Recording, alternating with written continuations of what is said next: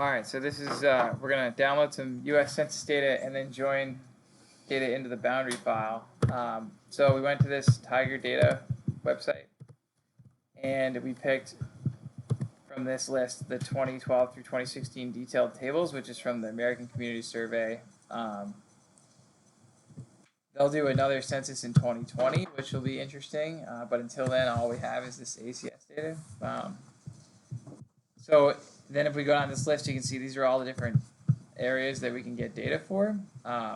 So we can just pick the state and then download that data. Once we download that, we can see that it comes as a geodatabase.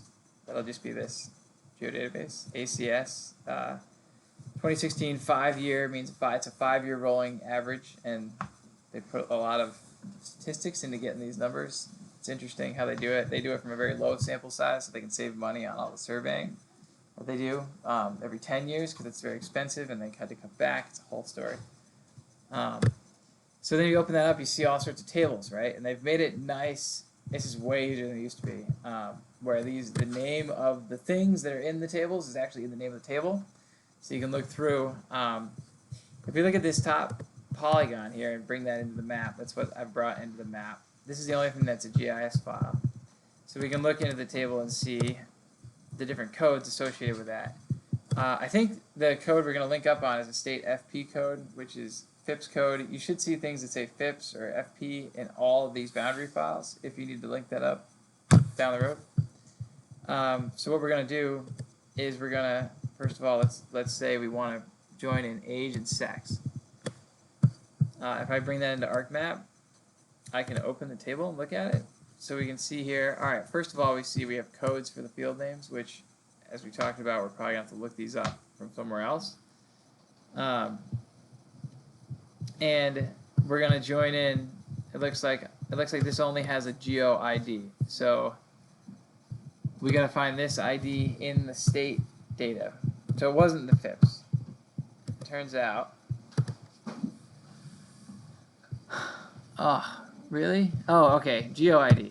GeoID data, right? So that matches the one we saw in the other data. So if we're in here and we want to join in a table from the rest of the database, we can go to this button up here.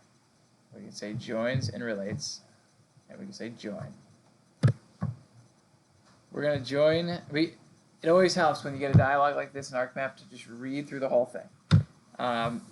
So join lets you append additional data to this layer's attribute table so you can, for example, symbolize the layer's features using this data, which is basically what we want to do.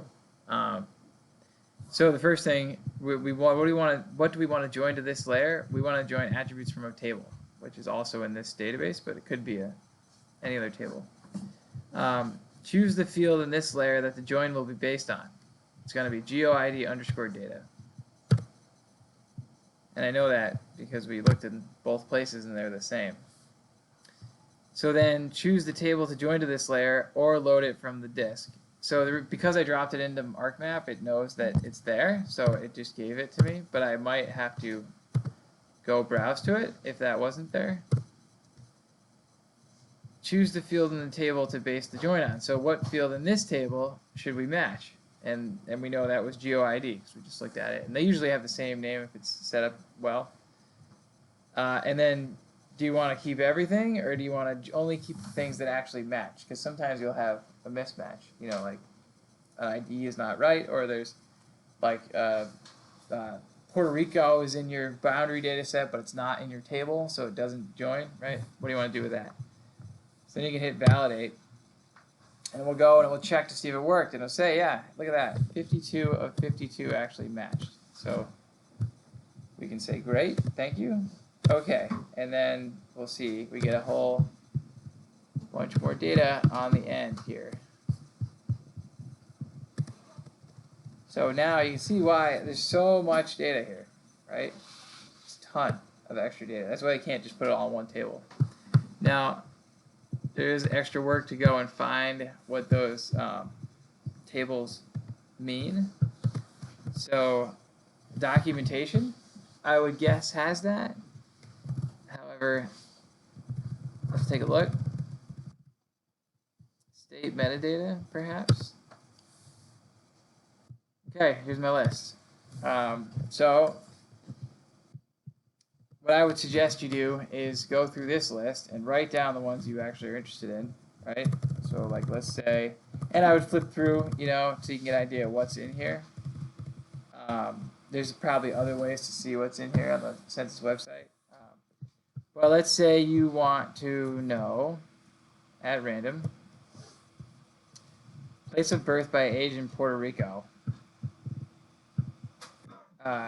With ACS data, you're going to have a margin of error, which just is a part of the statistics they use to come up with it. That's why they always report the number and then the margin of error. If your numbers have a high margin of error, it means they're probably wrong, but you can take that into account. I would still just use them for this project, right? That's a little bit too much otherwise. But you can see that that exact field name is B06001PRE47. So then you can go back to ArcMap, and you can filter out for just that field if you wanted to. The way I would do it is I would write down the fields I'm interested in, and I would come back in here, and I might go to fields, and I might scroll down to that one, and I would do like, first of all, I would turn them all off, and then I would keep on the top view. You have to keep on the shape and the object ID.